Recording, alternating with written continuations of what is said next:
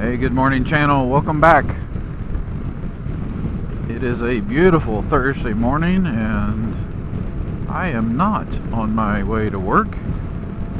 Taking a rare couple of days off for some special, very special events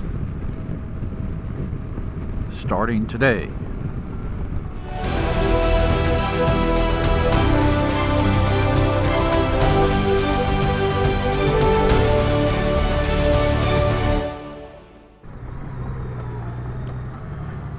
First of all, today is my son's birthday.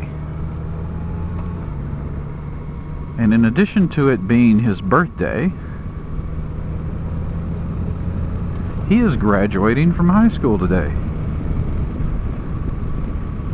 So it's a double special day. And to celebrate both of those events, my daughter, who lives up north, has come down, and I haven't seen her in a few years in real life. So she arrived yesterday. We had a wonderful dinner last night, reconnected, which was awesome. She's down for a few days for all the fun times, so that's awesome. So I want to talk to you guys this morning about this windshield. You saw my last video where I cut it down. Man, the comments have all been all over the board, including some comments from some people I don't think even watched the video.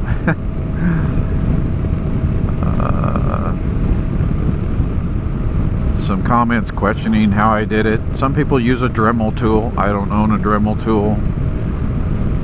Some people were like, several people actually were like, why don't you cut it? You can buy a short one. Yeah, I know. I could buy one, but there's no need in my circumstance right now to spend that money.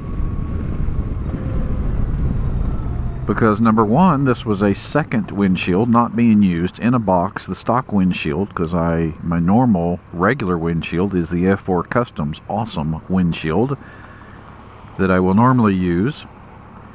And this one was a secondary one sitting in a box not being used and available for being cut down.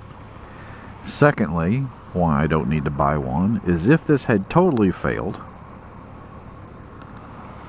then a friend of mine has offered to give me his shorty windshield that he got when he bought his bagger version. You know, the bagger version comes with a shorty windshield. Only problem is that might be a while before he can get it to me, so I had to do something because the Texas summer is approaching. Had to do something in the meantime, so this was the solution. All of that story tells anybody with half a brain you don't need to spend money buying a short one. You got several options, free options ahead of you, so that's what I did.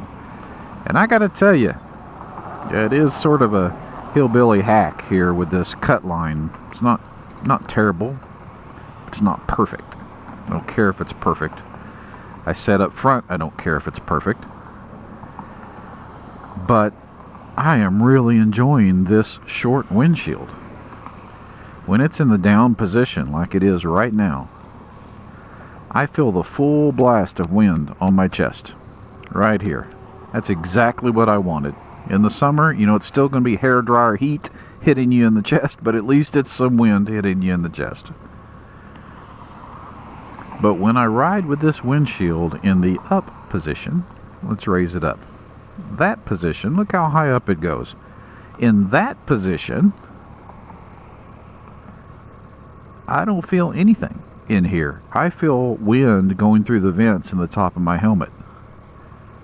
That's awesome. Early mornings when it's a little nippy and I don't necessarily want the airflow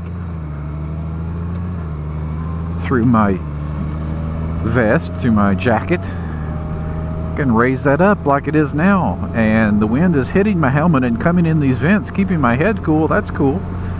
But otherwise, feels like the normal windshield that I had on there to begin with. It's a win-win.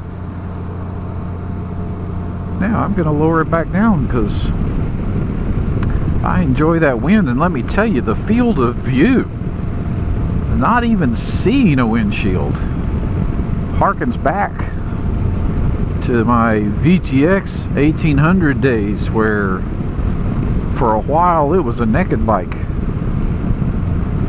I really loved it, and I think it adds, you know, that wind, this visibility adds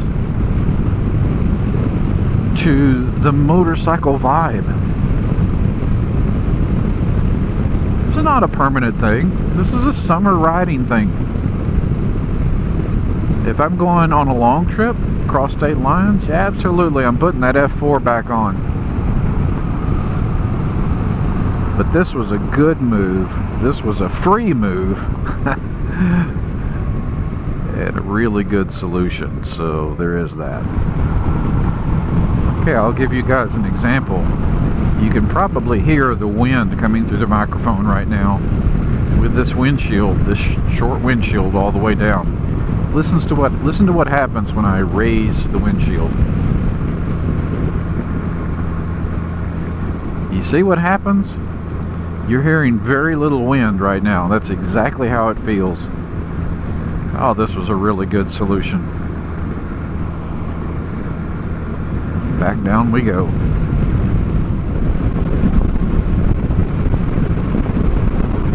Yeah, just out for some morning two-wheel therapy. And so, guys, I have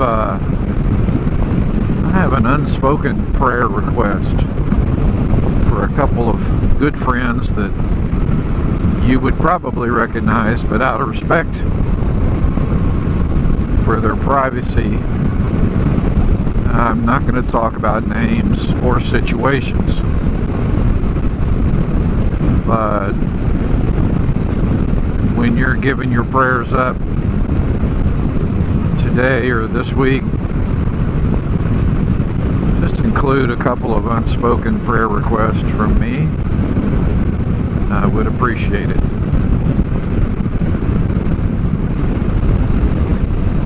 Also, one of my recent videos, you know, I had a comment down in the comment section about, you know, somebody said something like, there's two kinds of motorcyclists: owners and riders. And this particular person said, you, my friend, are an owner. And I understand where he's coming from. I don't have a lot of miles on this expensive 2.5-year-old bike. So I understand where the term owner come from. But I think you can be both an owner and a rider, and I've had motorcycles all my life, from about the time I could ride a bicycle. Owned a VTX for 20 years. Nighthawk 650 for a good number of years. And you know, my circumstance keeps me from putting a lot of miles on a bike. I've got other obligations that absolutely must come first.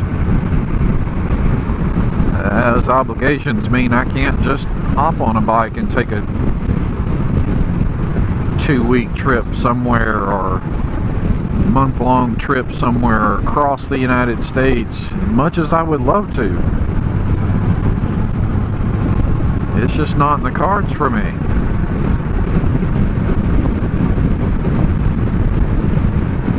So I understand where the commenter was coming from, but I respectfully disagree that I am most definitely a rider with very little time to ride. And yes, I am most definitely an owner. Anyway, guys, short video. That's it for today. Just wanted to catch you up on a few things. Got some fun stuff happening this week. Thank you for joining me today.